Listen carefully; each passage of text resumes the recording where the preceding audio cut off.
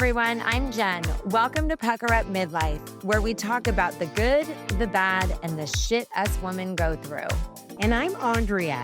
This is our space to be sassy, messy, and real about reinvention.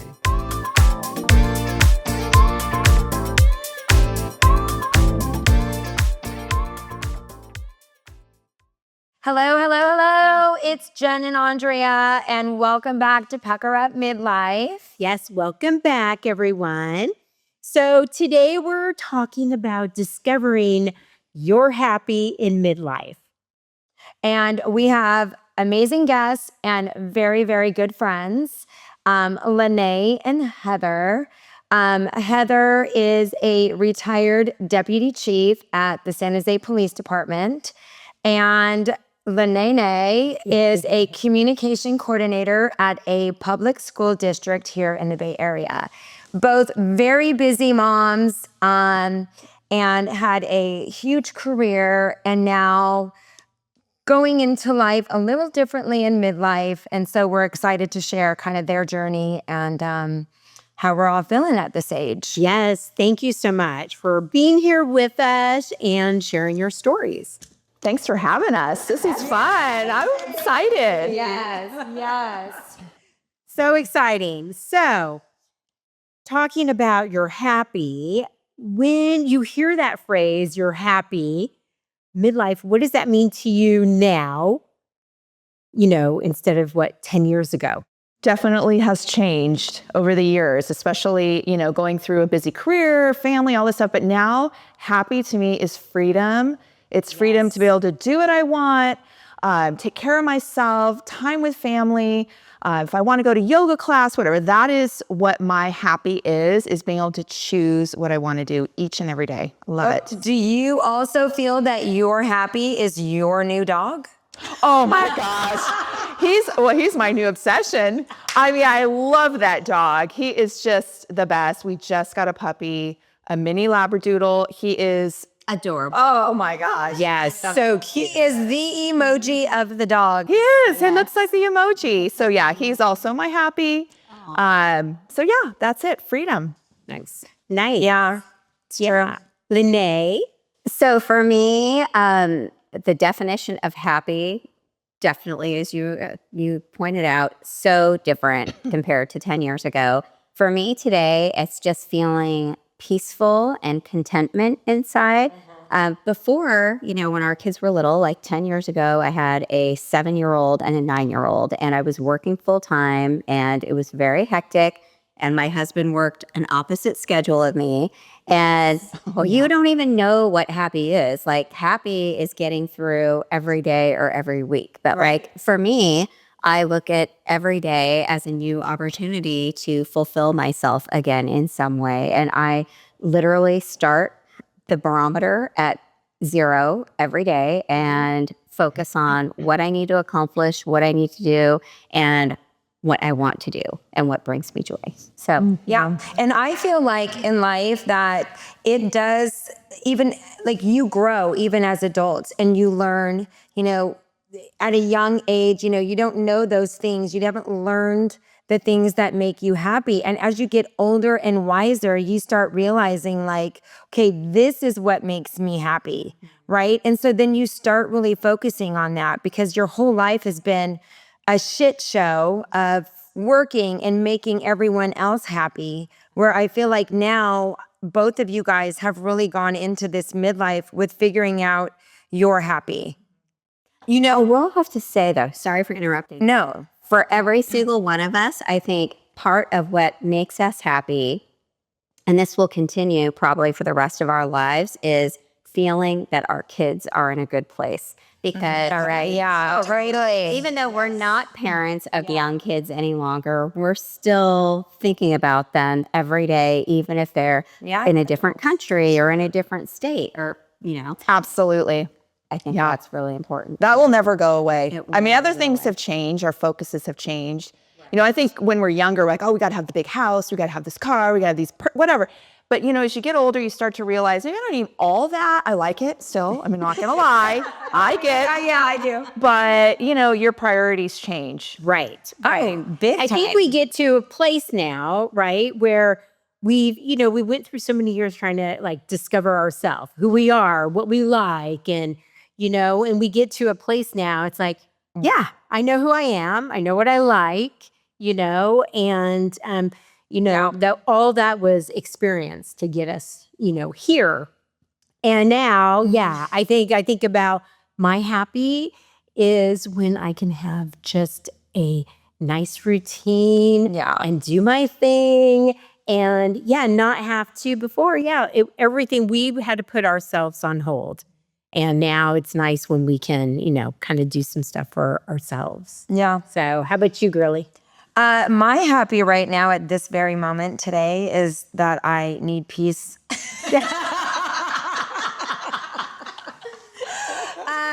I just need like a little bit of peace and quiet every now and then, and I feel like I'm so focused on this for 2026, and that's it. Mine's peace. Yeah, I totally get that. Even though I still have 2 kids at home, because they're, older, I really am able to still find peace when they're at home. The only time that I have to do something for them, but I'm not going to say I don't love, but I still do their laundry. I have, a 19-year-old. I do it too. Don't feel bad. Son at home. Oh, and also we want it done right? And so we want it done and done right. So it's okay. You want it done right. Yeah, that's right. Drive A right here, baby. Yes, she's already scolded me on my laundry. I don't know if you guys saw, I did a Q&A with my girls. I love that. Oh my gosh, it was so fun. It was like so sweet when Ava was like, oh my gosh, I realized how much you do or did for us, now that I'm on my own. She's all, it's a lot of work. Oh, God. Yeah, a lot of work, I know. Yeah. I know. I mean, it's 100% true. Okay, so the questions that I have is that what's the one thing that you added to your life now that you feel has really changed you? Well, for me, I don't know if it's an ad, it's more of a focus. I started focusing on, being healthy, eating better. And I always say I'm not perfect. I'm like an 80%er. So 80% of my diet's good and the other 20% is absolute crap. But I'm focusing on that. So I added this focus of, okay, is this really not doing me any good? Like seed oils or whatever the fat is. I started looking at that. So that's something I've added to my life. And I think for me, it's helped me in so many ways. And I won't even go into it because there's probably a whole nother discussion. But that's a focus that I want to keep and move into 2026 with it. Yeah, and it's great. But don't you also feel like since the kids are grown up and they're not home, it's so much easier to focus on eating right for you and James, or you guys can sit down and plan these dinners without having to cater to the kids. Right, and then they come home from college and say there's nothing here to eat. You're like, good, right? We're starving ourselves. We have so much food at home and my kids are still like, there's nothing here to eat. So it's funny, we were talking about in our last episode when we were talking about resolutions, and there was something that I started doing was the adding and subtracting. So kind of like when you're trying to figure out your resolutions, there's so many things, of course, we want to do, but it was like, and there's also things we want to take out. So I made a list of, what things do I want to add to my life now to start doing? And what are things that I've been doing that I want to take away? Yeah. And so we were talking about that. It's kind of like a nice kind of list to have. And definitely the health, now that we're in midlife, I'm sure we're all going through this, all these big changes and trying to figure out how do we fix these changes and who do we go for help? Because I think I felt too when I've gone to the doctor and asked, the information they give me, it's like they're tiptoeing on things and everything came with, but it can cause cancer, this or that. And I never felt, it's like, well, who's going to help me? I need help. I want to feel better. I want to feel great right now. Like, so have you had that experience, Lanae? Like, how have you dealt with that? Okay, so specifically, I remember when I was turning 50, and I'm older than all of you guys. So I didn't really have the experience I hadn't talked to anyone about this, and no one had really shared that they were feeling like how I was feeling. But when I was turning 50 specifically, I remember thinking, God damn it, I am not excited about turning 50. I remember, like trying to plan something, and I'm like, I'm just not happy about it. And I actually was low-key depressed. And it was a weird feeling because I am such a happy, positive person. I'm always motivating others. I'm able to motivate myself. Oh no, I was so just down. And I don't know if it was because I was getting old. I couldn't honestly figure out for the life of me what the problem was. I had anxiety, but no one ever talks about that. When we were young and we heard about people going through menopause, all we ever heard about was hot flashes. So, right. Moodiness, whatever. Yeah, or I was bitchy, whatever. But no one ever talked about the real depression, anxiety, weight gain. Hello, like there was huge. So it was a couple years after this period I'm talking about. And I finally was postmenopausal, and all of a sudden I packed on all this weight, and I was like, whoa. But part of it I knew I had a good couple years of feeling really unmotivated myself. Like I used to get up at 5:30 in the morning and run all the time. Well, I wasn't doing that anymore because I was depressed. And so of course I'm going to get fat. Sorry, and I'm not meaning to fat shame anyone. And feeling heavy is different to everyone. But right. But when I looked in the mirror, I'm like, man, that is not me. You didn't feel yourself. I was not happy. Yeah. So anyway, I went to the doctor, and my family practitioner, who I saw at least once a year at the time, said, oh no, our insurance doesn't cover that. You have to be sweating through the sheets at night. And I'm like, really? That's the one? I know. I'm sorry. That's bullshit. That is bullshit, right? So finally, what worked, and this was just happenstance, and I'm get lucky, I guess.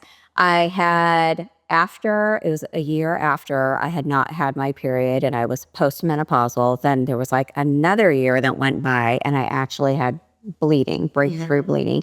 And so I happened to mention that at one of my checkups, and my doctor said, oh, that's actually something really important. Like, you should have told us. Well, never told me. How did I know? I bet you not know. So she said, you have to go for a biopsy because apparently they needed to check, did I have endometriosis? Oh, fortunately, I had a friend who had had one before and gave me the whole heads up about So because I had to get this biopsy, I was able to go to a specialist who was an OBGYN to do it. And that woman, she's a godsend, she was the one who I talked to about my symptoms. And I said, my doctor is not prescribing me hormones. But I said, now that I am at this age and I'm going through menopause, like I am postmenopausal now, I feel like I do need an OBGYN specialist to be my doctor. Totally. So she said, okay, I will be your doctor, and I will call you when the results of this come through, and we will chat. And so fortunately, I didn't have anything negative show up in the biopsy, but she prescribed me an estrogen patch and a progesterone pill that I take every night, except for last night. Somebody get me a pillowcase. We need pillowcases at this age. You need pillowcases by your bed. And then you got to remember to fill them up every Sunday. Yeah. Put on our take our pill. Hand lotion. No. Yeah. So anyway, I have to say, though, that immediately, and this was no joke, I am not kidding. 2 days later, I actually already started to feel like myself again. Yes. I felt happy. Within a week, a month, it just kept getting better and better. So I feel not only like myself, but I actually feel like a way better version of myself than I've been probably in the last 10 years. Oh, that's great. I am the poster child for hormone replacement. I hope it can help everyone. Oh my gosh. And I do think it's kind of a weird, it's the age where we turn 50. it's just such a huge transition in life in general. We become empty nesters and our hormones become shit. And then we have to learn how to live with just our husband, which Heather fully retired with James right now. And and then you're just turning into this wicked bitch that you don't want to be because your hormones are messed up. And once we're on them, just like you said, Andrea, then we feel like ourselves. And it is sad that some people don't get help like that or get on stuff that makes them feel better. But when you do, it's like, it's amazing. Yeah. I mean, to us, it sounds like it should be a simple solution. Right. And it should be prescribed. It should be check your blood work and figure out what you need. Like, it should just be part of the checkup. Right. Especially at a certain age. Like for me, if it hadn't been for social media and Dr. Mary Claire Haver and all these people that started to really talk about it, I don't even think I would have known that was what I needed. But when I started watching all these videos on social media and reading these books, I was like, wow, that actually sounds like what I'm experiencing. And I can't figure out what else is wrong with me. Like maybe it's this. And it turned out that it was. I mean, that's great. And it seems like, things are catching up a little bit, but still so far behind. So, I mean, for you to be proactive and them to listen to you and get you what you needed is amazing.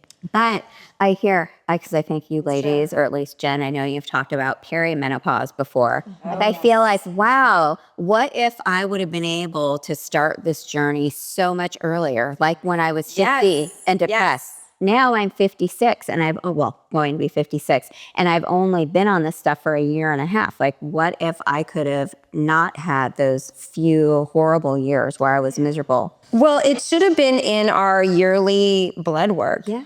Us women should be tested for our hormones yearly because I think that we just make, we're transitioning and it does feel like shit. But I think it's not just that. I feel like sometimes they check, but they don't it's not like they. Well, it's basic. It's basic. I think you have to go a lot of times outside of your provider and go into the ones that really break it down and look at levels and all this stuff. Not like, oh, you're fine here and maybe you're in perimenopause. Like it needs to go dive deeper into what your blood work's showing. And that, I don't know. I mean, our medical coverage, I know we have the same. It's very basic in what they offer. Yeah, exactly. They don't want to give you the extras and you have to really ask for it. Yeah. Which is what I feel almost like I had to do. I mean, I had to have a biopsy. Oh my God. No, in order to figure that out, jeez. Don't get a biopsy. Unless you have the right doctor. But I think we all go through them now and it sucks. It does. It does suck. I know. So, yeah. Yeah. And our whole health thing now, I think as we're getting older, midlife, focusing on our health, because definitely, I want to live a long life and healthy life. And, Jen and I were talking before about how, it kind of changes. How we used to do things when we were 30, it's kind of different now because I'm not going to be doing, running sprints, box jumps, all this stuff. Those days, No. Or crazy diet. yeah, those days are over. She has crazy diet. That's not crazy. I mean, it's healthy. You're not taking fen or eating hard-boiled eggs in your car after the workout. or bringing Brussels sprouts to the movie theater. No, that shit. No, absolutely not. Oh my gosh. No, you guys, that was back in the day. None of us do that anymore. Life's too short. Yeah, Heather, how has your, healthy changed now in midlife? Oh, well, I mean, we do sauna now. My husband and I bought a sauna because we're trying to do more holistic approach. And Totally. what I do, I'm thinking about brain health. Obviously, I have a parent who has dementia, so I'm always thinking about that. So my health has changed so much. I used to get chronic sinus infections. I used to have headaches all the time, be bloated, awful. And I changed my diet And I started doing other stuff like yoga, Morgan Hill Yoga Collective, the best place in the world. I love it. You know, that type of stuff, the sauna, you know, not thinking about, oh, I have to drink a gallon of water. I've like balanced a lot. Totally. So I think that approach for me works now, where, you know, in my 30s and 40s, yeah, it was, you know, go out and have a good time and then just drink a bunch of water and coffee and have a couple hard-boiled eggs. That was good. That doesn't work anymore. No. So I definitely take a more holistic approach to all this, you know, the vitamins and things that are going to help me. Taking magnesium at night. I never did that. Yeah. And now I do all that. And I think it is helping. Everything has like a little add to my life. And it all together, it does make me feel a lot better. And I feel like since you've transitioned from such a crazy high stress career to all of a sudden empty nesting and both being retired and being able to focus on yourself. And I feel like you are doing a really good job at like taking care of yourself. You're pretty impressive because when I go to the fucking gym with her, I'm like, she was very impressive. But think about, I mean, my last year working, so yeah, I did. I have a very stressful job, you know, working with police department. Yes. Working midnight sometimes, working, you know, holidays, and then staying up for 24, 40 hours. I mean, it was just a nutty career. My husband is also in law enforcement. You know how that is. And then, you know, that adds to it. We're sometimes 2 ships passing in the night and just here's the kids and you're half asleep. Okay. So just getting through. But that transition to retirement, it was kind of crazy for me because I had a knee replacement, right? And I was in so much pain. I was overweight. I, you know, did that and then started to heal and get better and then just focusing on myself. But it was tough at first because we went from go, go, go, go, go. And then all of a sudden I'm retired. And then my husband tells me I'm going to retire from his second career. He's 25 years at the police department. And then he's like, I'm retiring next month. And I went, whoa, wait, what? I wasn't ready. I wasn't ready. And that's something people don't talk about is, okay, now you're both in each other's space all the time. Yeah. And luckily we have a great relationship, but there's times where I'm like, I'm going to go upstairs and I'm going to go watch Housewives of Salt Lake. Which she got me into. I am so mad. And I want to have my space. And so I give him his space. But that was hard at first, you know, going from 100 miles an hour to 0. But it took me all of 2-3 months and I never looked back. No, I wouldn't. Oh, no. I've never been bored. I've never longed. Oh, she's trolling. Where have you gone? Where did you go in 2025? Oh, goodness. Okay, let's see. It started off Vegas in January, Japan in February. Oh, that looks amazing. Salt Lake the next month, Vegas again for Lionel Richie, and then Vegas again for AC/DC. And then we went to Amarillo, Texas, random, but our friend's son plays minor league baseball there. Then I hiked Half Dome with my girlfriend. Yes. Yeah, and then we went up to Washington for a family reunion and my mother-in-law's memorial. It was a beautiful celebration. We did an Alaskan cruise in August. We did Nashville September. We did Hawaii in October. And then we went back to Vegas in November. And then we said, okay, let's get a dog. Because it was so much fun. And I think we were just, let's just do anything we want whenever we want. And it was great. And we'll still do that, but we'll definitely slow it down a little bit. But yeah, it was amazing. Bring your dog with you. Yeah, my first official retired year was just. That's so awesome. Yeah, that is great. I love that, Heather. Yeah. I loved it too. It was fun. Japan was amazing, by the way. Oh my gosh. I know. Want to go there for sure. Check Oh, it out. it's definitely on my bucket list. But I have to go with someone who knows what they're doing. Maybe you can go back again. You can I'm down. We all go when Lanae retire. Hey, let's set a date. Oh my gosh. I know, Lanae. So how is it for you? So midlife, you still have the kids at home, you're working. How are you balancing everything? Yes. So pretty well, actually. I mean, I have to say that, you know, a couple of years back, work was very, very stressful. There was a transition going on that caused it was very stressful. I'm just going to leave it at that. But, you know, with having the kids at home and my husband also retiring exactly when Heather retired, he's home a lot more. And so he's taken over the cooking duties. So Hallelujah. The couch. no, he about to kick me off. But I'm like, what? What's been really nice is that, because I have two big hungry boys at home, and maybe the way I cook, three, including my husband, the way I cook really isn't like suitable for a big hungry man. I mean, I'm like a grilled dinner. Totally. Well, your kids are giants. Your husband, like, I get it. Yeah. So anyway, I think he's just happier knowing that, especially because one of my sons plays college baseball, he needs to have his nutrition dialed in. My husband's happy making all the meat that they want to eat and stuff. I'm not an anti-meat eater. I do love eating meat, but I just don't think of it as like the focus of everything, the universe. Well, good for you guys, because my husband, okay, no, never mind. I'm not going to say that because he will cook. But he does, Jen.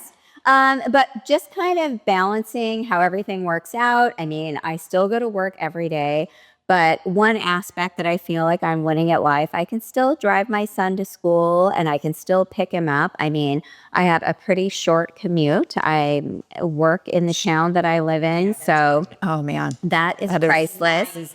huge. Yes. Flexible, right? It can be flexible. I mean, I'm supposed to be in the office every single day. I know a lot of people here in Silicon Valley can work some days at home, and we really don't have that because I work for a public agency and we work in the office every day, which is fine. But being at home for dinner with my family every night to me is just priceless. I really enjoy that. And I think that one of the things that I realized with all of my friends having kids go off to college and move out sooner than my kids, I've been able to see into the future and appreciate what that's going to be like, but also appreciate the time that I have them at home right now. Like my son is at a community college and, he could have moved out a couple of years back, but he stayed at home. And I swear, to me, that time that he has been home with us, this time we're experiencing right now, has been incredibly priceless. It's quality. It is 100% quality. Every single day when he walks in the door, I'm like, hey, I stop what I'm doing. How was practice? How was your day? I want to hear everything. We all eat dinner together, which is something that when he was in high school, a lot of times that didn't always happen. So I just feel like focusing more, like less on goals and more on my inner peace and happiness has really just made a huge difference in my life right now. Like I'm just happy existing, happy having my family, Happy being healthy. happy. We are so lucky. We are all still so healthy. Totally. And like what you were talking about, changes that you made. I mean, me being able to control with my husband what we are eating every day. Right. Like I make it sound like I'm eating a whole side of beef every night. I'm really not. Protein, get your protein. But protein is good. But eating whole foods, we're not going out to restaurants nearly as much as we used to a long time ago. Incorporating more vegetables in our lives, supplements like you're talking about, that is something that I've been really focused on. So health to me is different because I used to get up at 5:30 in the morning and go on these dark and freezing runs. I don't do that anymore. I shouldn't say never. I don't do it as much anymore because to me, my sleep is a priority, feeling restful, feeling organized, and also I don't want my workout or my exercise to feel like punishment. I don't want to be like, I have to do this. No, to me, I know that my priority is my family and that I have to be at work X amount of hours in a day. Sometimes it's more than 40 hours. So for me, I do what I can and I don't beat myself up about it. I mean, I still run. I just ran a half marathon a couple months back. Awesome. So you guys are half marathon, you're climbing half dome, and she's doing bikini contest. And I'm sitting here like, well, I'll let you guys know what Come on, you're running a business too. Amazing. Yes, and you're running a podcast. I mean, I mean, I see how much work it is. We're and proud I'm of you. So proud of you guys. Thanks, you guys. But I do think I love this about all of us because we've known each other for so many years. And I do think that the older we're getting, I feel like we're at that happy stage right now. At least I feel I am. You feel you are. Yes. And I think it takes time to get there. And it takes, just learning what makes you happy and what doesn't. And just freaking saying, who gives a shit what anyone thinks about me? This is what I'm doing for me. Yep. Right? We focus on ourselves. Definitely. I've been trying. I'm almost there. I feel I'm just the workout. Heather will be like, Is Heather drill sergeant? I am, and it will never. no, and it's great. But here's something, it's true, I do get on you about timeliness. You know me, I've always been punctual. I have a job, I had to be punctual in briefing, saying here. But I am trying to meet in the middle with my friends who are sometimes not on time or running behind or having to cancel or change things. For me, that was like, what? You're late? You're canceling? This is also why you were so high up and where you were in life. Maybe, I don't know. But now I am trying to go, okay, you know what? That's fine. I'll wait for you. I showed up to pick her up 2 minutes late. That's 2 minutes later than I've ever been in my life. And she recorded it. I know. Heather shows up early. I do.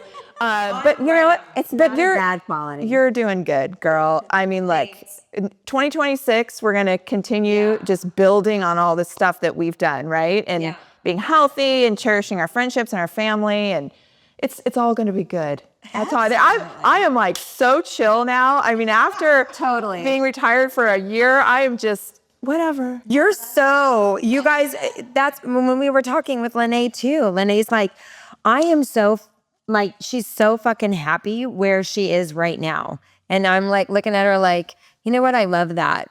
I love that. Part of it, though, and I mentioned this another time, is that I have actually cut way back on my alcohol consumption. Yes. It's been huge. So, I mean, I don't feel like... It's okay. Hey, you know, I don't feel... Be an 80%er. 80%'s okay. We should be able to do that. Yeah, can you cheers with water? Cheers the water.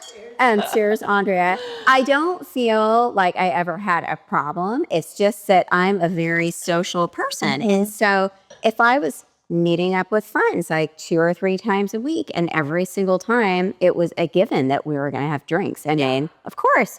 And then every time I was having these drinks, it would be like at least 3 drinks or 4 drinks. And maybe on a wild neighborhood night, it would be more. But I just decided, and it was during that desperate post-menopause time when I was literally at rock bottom and like something has got to give. And I was, again, reading all of these books and listening to videos and hearing about people who said, alcohol interferes with your sleep, because I had major insomnia when I had perimenopause.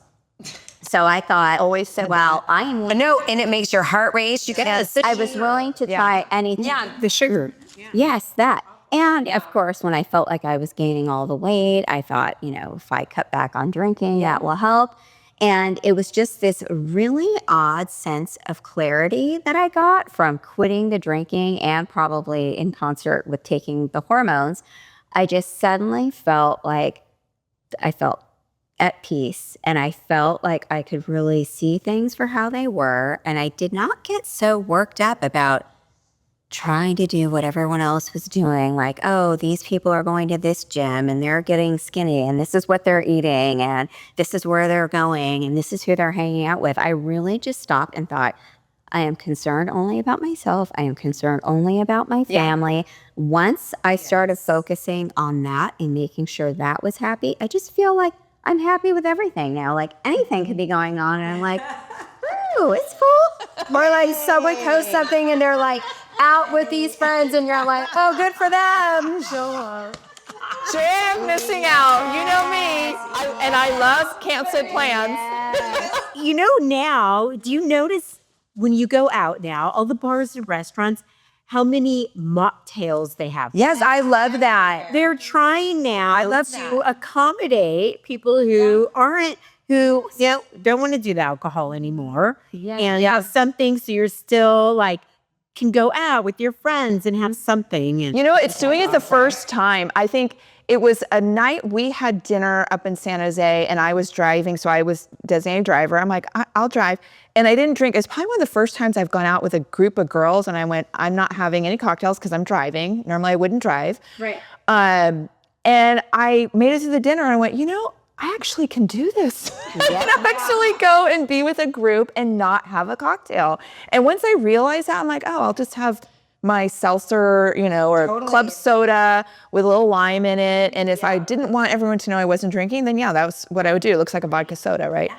Once I did that the one time, I went, oh, I got this. Yes, totally. I would be so shook a couple of times. Yeah. It's been amazing. Well, because I did think this was a legitimate concern I had, which sounds so silly, but it was back before I was 100% like feeling like myself.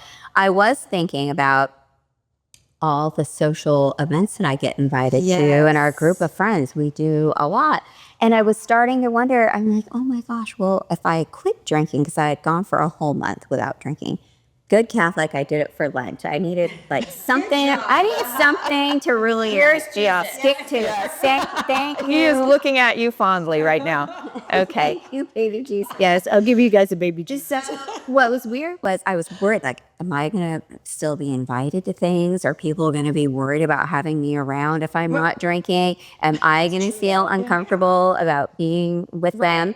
But you know what I realized? I still got invited to things. I still had fun, but I also managed to fill my time and get joy from so many other non-drinking events. Like I started playing pickleball with people sober. Well, sometimes we were.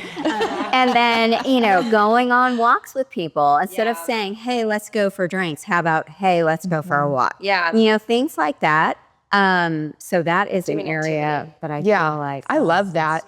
I love the activity time with girls. Like you're working out, you're chatting, you're getting your time together, and then you're also exercising. And that's like a twofer. Yes. I love that. Or working on something creative. Yes, like making something or whatever. I love that type of stuff. Yeah. I think we should plan more of those. Yes, just not basket making. We really no basket weaving. I'm not doing that. Did you really? Yes, my sister-in-law.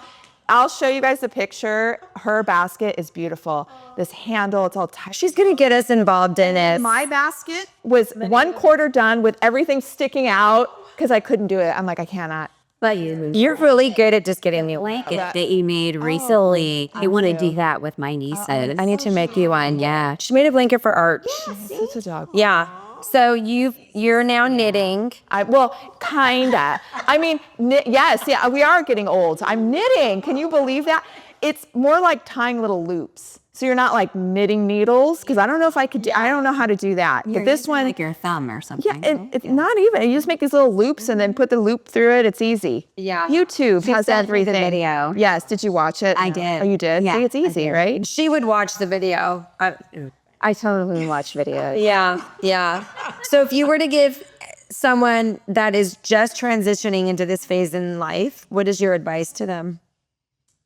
Just thinking about my whole career and everything I did, okay, I'm going to say this. One of the things I learned later in my career was everybody's replaceable. You're not that important. So don't put everything into your career bucket because it makes that transition easier. So I learned that later in my career, probably 3/4 of the way through. Someone told me, you're going to leave here and people may remember you for a little while, but then poof, you're gone. Somebody new is in your position and it doesn't really matter. So do what you can to help your organization, do whatever. But then as you transition, it's easier for you because you don't feel like you're leaving behind an identity or you're leaving behind this potential or whatever. You're just transitioning to a new phase, a better phase. So I wish I knew that earlier in my career. I think it would have made it a little more enjoyable, but that's something that I've shared with new officers starting their careers, you know, but yeah, that, and also start saving for your retirement right away. Oh, I'm so thankful. I mean, my husband and I we set it up so we could retire in our 50s, right? And I was 52 when I retired. So, I mean, that's the other thing. I wish, you know, I knew that, but I wish I even did it more. So I share that with the new people starting. I just tell them those things. Those are 2 pieces of advice that I always share. right? It is huge. That is so. And especially now, we live longer. Yep. I think people are living longer lives now. Yeah. Like, And the area we live in is so expensive. Yes. I mean, that's scary. You know, for people who don't have a pension. Right. And could you imagine? And a lot of people don't. I know. That's terrible. Yeah. So start preparing early. You're not going to miss that money. Put it away. If you don't see it in your check, you're not going to care about it. That's the stuff that I'm glad I did do that. But, you know, I could have done more. Maybe I could have invested a little bit better, whatever. But yeah, I hope everybody listen. That's great advice. Start doing it. Tell your kids to do it too. yeah. Yeah. Start them young. Start the kids young now with investing. Yeah. Right? My 19-year-old is like a crazy person. Every time he gets any money, he puts it into his Roth. Roth IRA. So does Danny. It's great. I think it's amazing. But sometimes I'm like, hey, you know, can you save a little bit of that money for your gas? Because I don't want to give him, he invests it. And then I'm like, what happened to all that money we gave you? Because he's like, I need money. We just went through that with Danny. I just transferred money to Danny for college for his, you know, living expenses. And then he messages us. He's like, hey, can you guys Venmo me $50 for my luggage? I'm like, I just gave you money yesterday. He's like, oh, I put it in my Roth IRA. I'm like, what in the hell? But see, he'll be already figuring out when he's 50.